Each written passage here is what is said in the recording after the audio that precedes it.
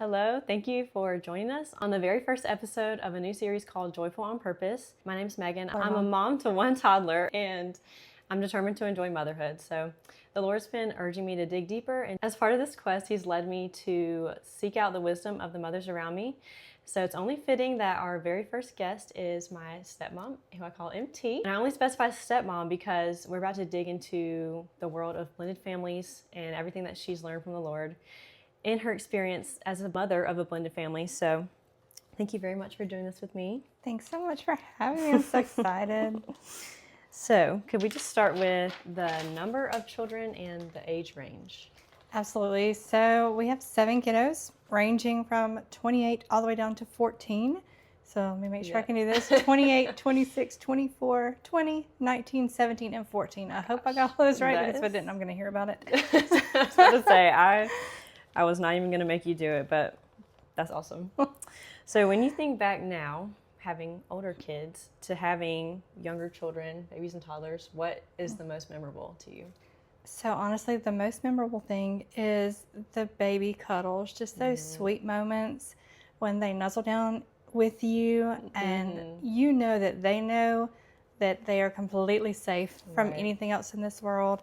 And you just have that one-on-one time that you can stop for a minute and spend together. That's so true. I just put my son down for a nap and I was sitting there. I actually use that time to pray over this, but it is just a nice, no matter what's going on, it's just you and them when you do get to sneak away and have the cuddle. So I definitely agree. I think that's something I'll look back on. But then what was the hardest part of having young children and what did you lean on when you were in that season? So honestly, the hardest part for me was the pressure that I put on myself. I thought I should make perfect a world that truly was not. Right. At that point in my life, I was working full time and trying to be a full time mom. And it wasn't as easy as I thought it should have been. So I did put a lot of pressure on myself. And as far as who I leaned on, definitely my family, especially my sister. She always said that it takes a village, and it does. And through that experience, I really learned that it's okay to lean on others. It's okay to not be okay in that moment, and it's okay to ask for help. Right. I was thinking about just how often she and Mimi helped take us places, which I don't know how you would have done it otherwise. Right. With so many children, but yeah, that's a great point. So during that season of having little kids, was there something that God was teaching you that you didn't realize at the time? Absolutely. Yes. So I feel like God was definitely teaching me patience. There are so many times that I can remember thinking, hurry up, or like, oh my gosh, when is this going to come to fruition? Because I've been in this season for, 2 hours and I'm done. But truly in those moments, it was like everything would just slow down because I wasn't giving it what I should be. Right. And I was questioning what should have been, I guess. And I really think God was definitely teaching me to trust in Him through that also, to know that even though during that time there was so much change in our lives, that He already had it. He'd already been there. He was already ahead of us. Right. And just knowing that I could stop and that I didn't have to handle everything. I wasn't supposed to handle everything, that it was His to start with. And that instead of feeling like there were so many things, because I felt like there were so many things that were just rushing by, but going so slowly, and I was failing in them. But just knowing that, que sera, sera. What's going to be will be. Right. What's going to happen will happen, and it's meant to have happened, which is so crazy to me. But just knowing that God's truly got this, and He truly is the master of our world. So, we're not supposed to be. And I think that's something that I definitely learned through the entire experience. I love the fact that God was working through us and through that moment.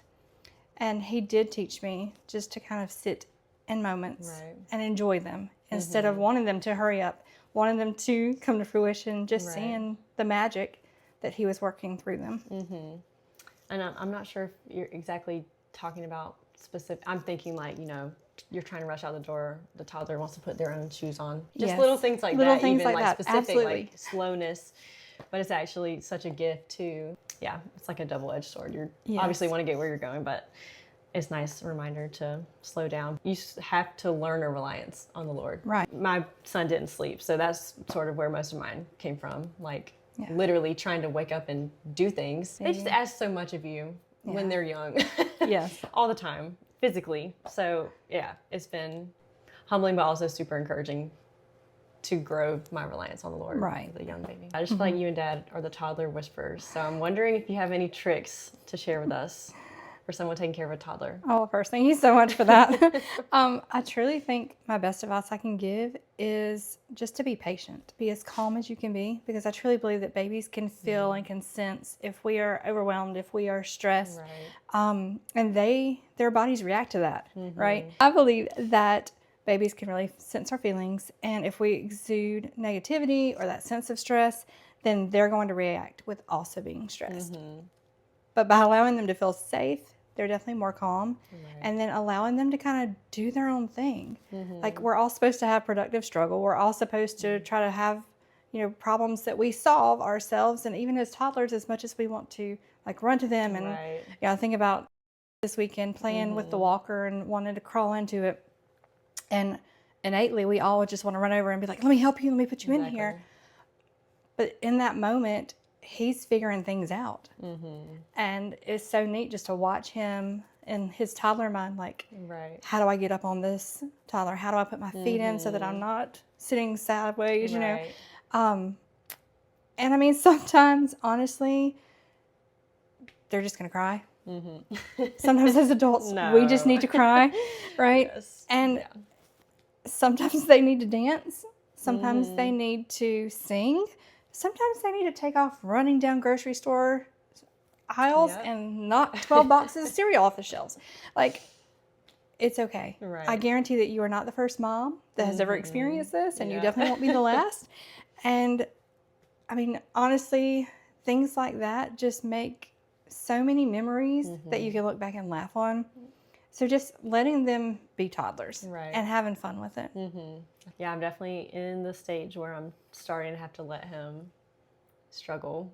I'm so fearful of the future when he has struggles with his peers. And I'm like, absolutely. And you want to step in. I mean, I know, your mama heart is going to want to step in and say, no, I've got this for you. But yeah, the how else will I learn? You have shared what the early years taught you, but that's not at all where your motherhood journey ended. Thankfully. yes, of course. But it really expanded after that. So what would you say to a woman who's about to step into a blended family dynamic for the first time? Oh, girl, I would say take a deep breath and pray. I mean, honestly, every family situation is unique. And I truly believe that if we lean on God through it, that He gives us those answers that we're searching for. Thankfully, on my side of our divorce, we've got good people. We have 2 other parents that really care about the kids, and we were able to put our differences aside. Thankfully, on your dad's side, there's good people in that family too. And we have people that we can rely on that really care about you guys and put you in the forefront. So I would say we were very grateful to God and thankful that we had those people in place. Just honestly, one thing that's so important to me, and I think hopefully will be to everybody else, is to let the kids know that just because they have new families doesn't mean that they're broken, doesn't mean that they're any less than. It just means that they've got 2 sets of parents on either side that love them and care about them. I thought you guys did a great job. Thank you. Letting us know. What conversations should couples have before blending families? Probably, obviously, you don't always know when that's going to happen. Right. Absolutely. But if you could. Yeah. So I definitely say that it's a good idea to talk about your values, your beliefs, and the values and beliefs of your family unit prior to the blending. And I think definitely talk about the kids' personalities and their needs. That's one thing that Dad and I did that I think was so integral. Like, I knew you guys before I met you, at least through his scope, right? And then I got to know the full you and your personalities. And I think it's important to really establish a pact together to keep your kids first, no matter what's thrown at you from the other side, right? The last thing that I think we really decided to do that's been helpful is to make an honest effort in trying not to talk badly about the other kids' parents or the other parents on the other side. Obviously, you're going to have things that you disagree with them on or you don't like about them, but that's probably why you got divorced. Right. So it's done and over with. Exactly. I just think it's important to be respectful to each other, especially in front of the kids when you guys are around. We tried, and I know we're not perfect, and sometimes you say things or things slip, but for the most part, really just trying not to dog the other parents or, what happened previous. What advice do you have for navigating tensions between different sets of parents? I know on our end we had, there was some difficulty. So, and I mean, again, you're divorced for a reason. Yeah. So I would say definitely just trying to keep the kids first and remembering that you are no longer with that person for specific reasons. Right. So, I mean, we're called as Christians to treat others with respect, to treat them as we would want them to treat us, right? So do that. Right. I think that's so important. And I think our kids deserve that. And I think they learn from us through our actions more than our words. So seeing that in you makes a big difference. Yeah. I think it can definitely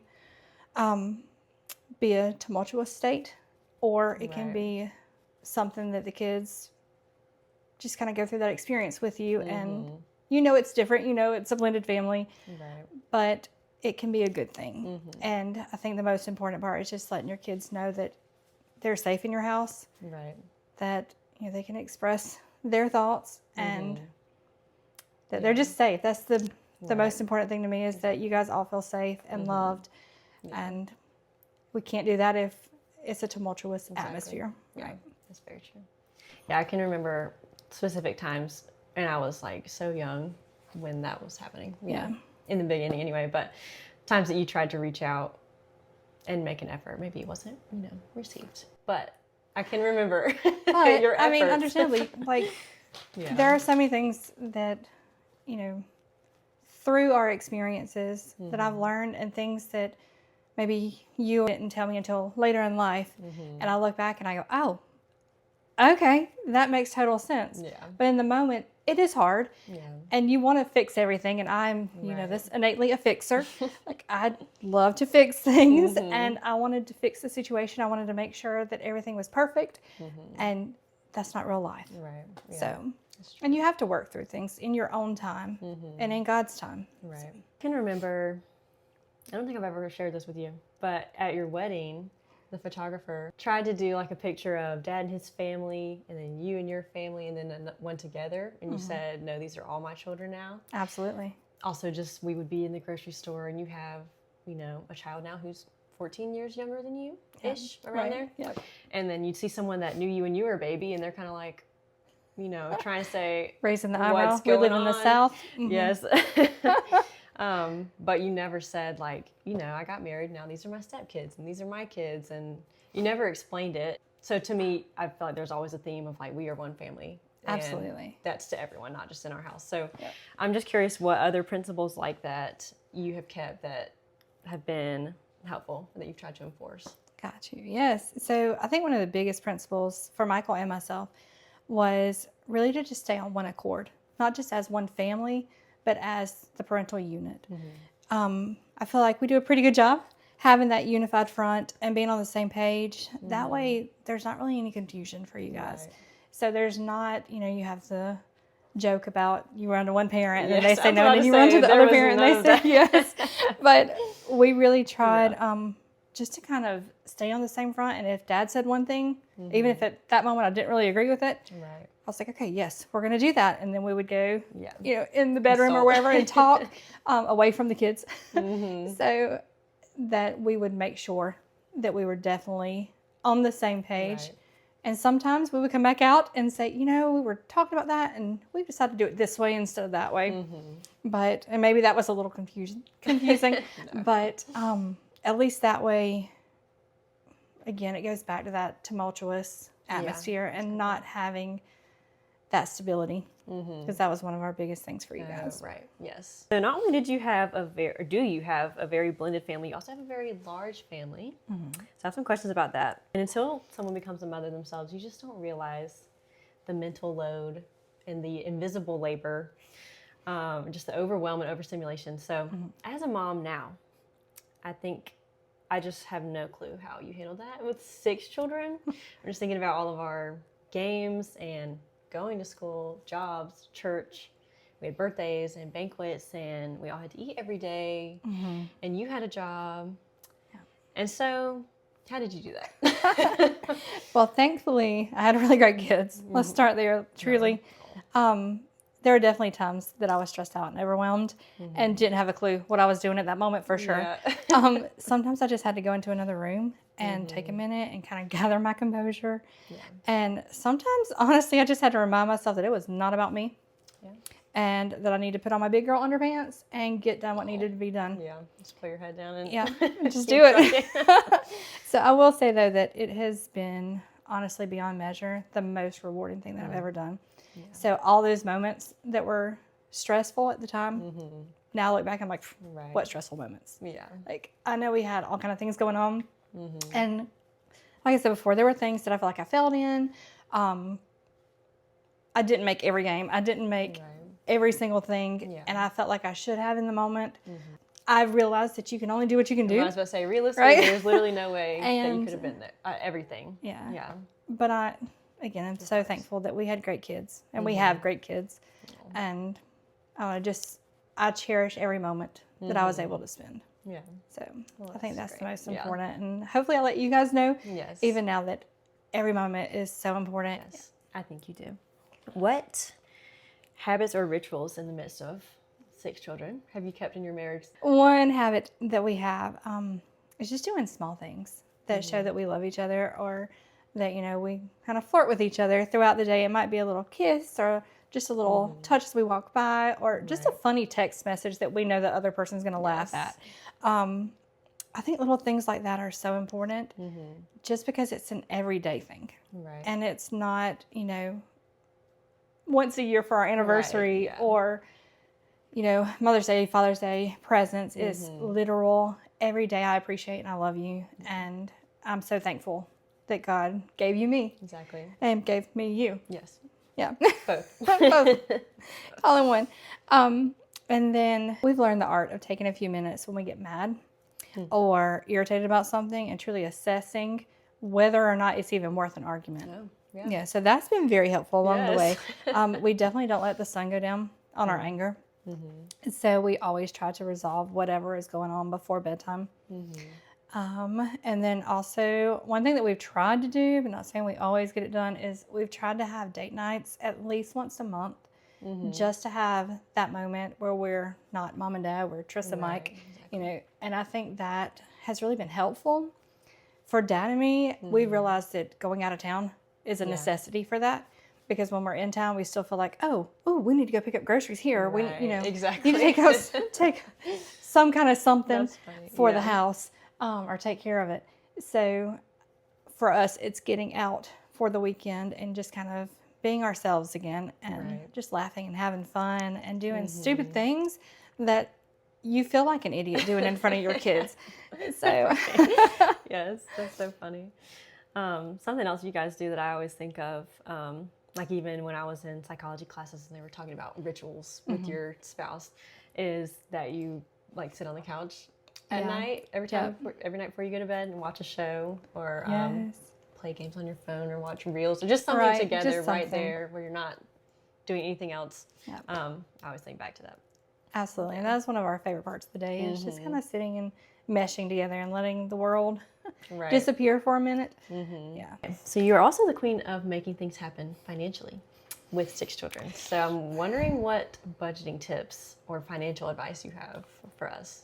Okay, well, thank you so much for that. So that is truly such an awesome compliment. And honestly, girl, just planning, and then planning some more. There are so many things out there that are free or low cost that families can do. And I always try to find those things, no matter where we are, if we're at home, or, especially if we go on vacations. Vacations are so important to us. And finding like those free concerts or a park that we've never experienced together, just having those new experiences that don't necessarily have to be expensive, that are just times that you can spend with your family, and to me make all the difference.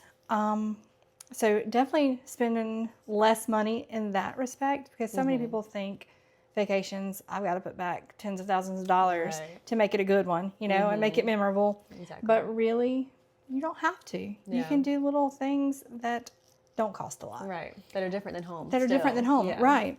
So as far as on the home front, cooking meals at home are substantially less. Oh, yeah. And this is one of my favorite things, not just because they cost less, but because we got to sit around the table. We have recently brought back, I don't know if you remember, I'm sure you do, but our ritual, so to speak, of telling each other the worst thing and the best thing of the day. So, of course, you could do that at a restaurant, but at home, it's just a little more intimate. Right. And I feel like you guys shared more when we weren't around a whole lot of other people.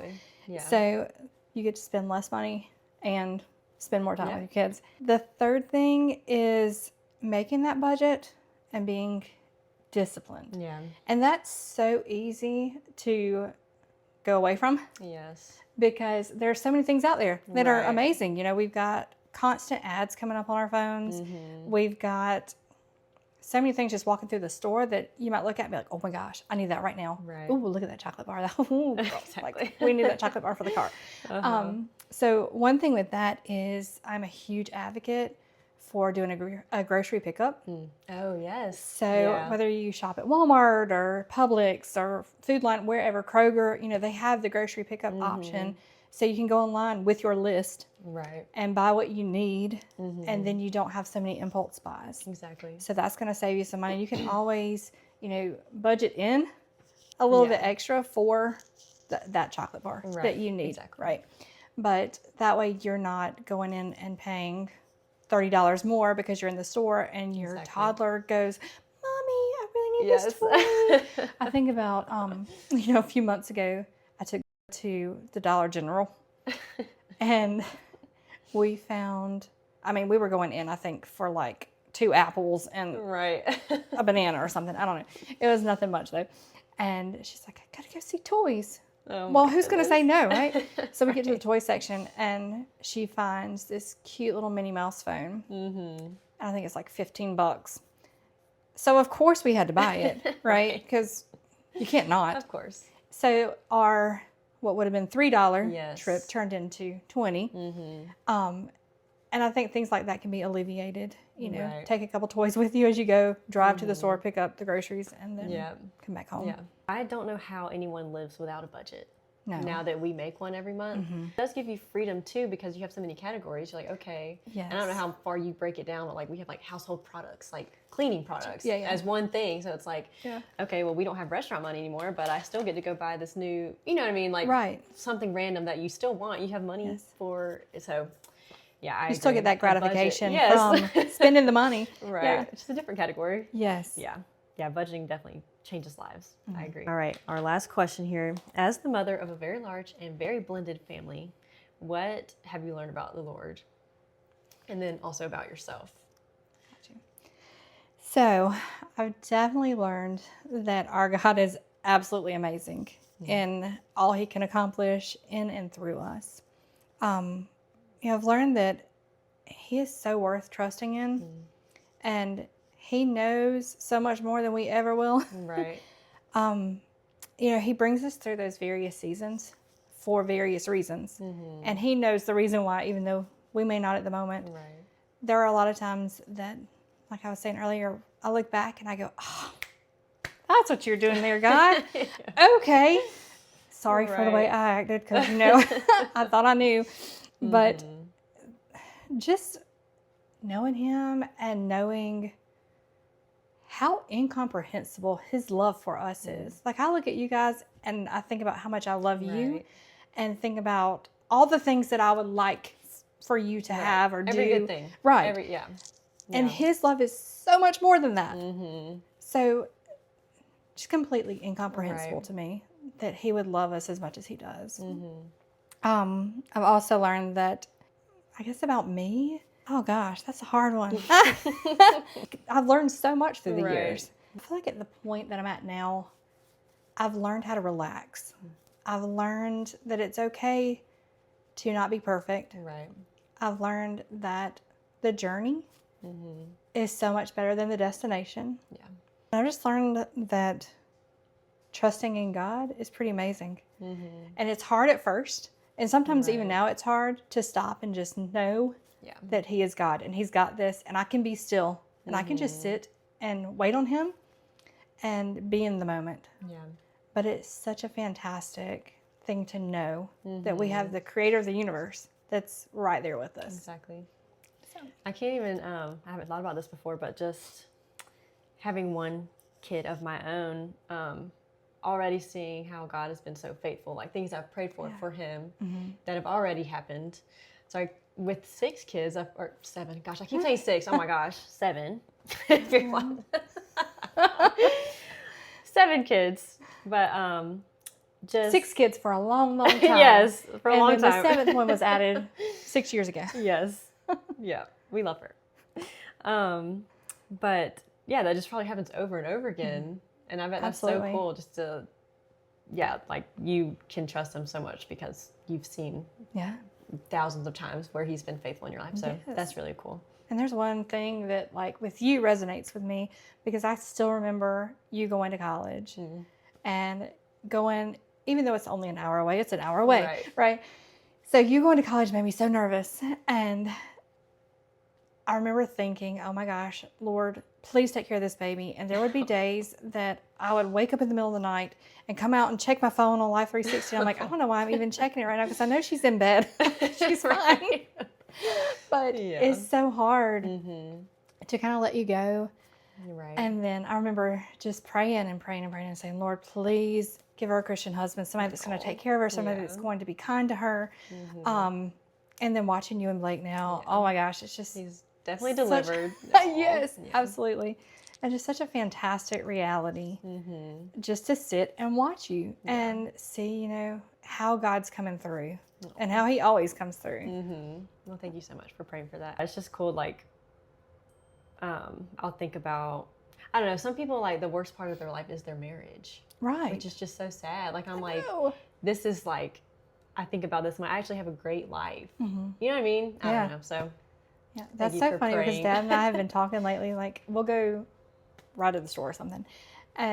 Or like a couple times we've ridden to school together. So we've had that moment in the car that we can talk for 30 minutes. Yeah.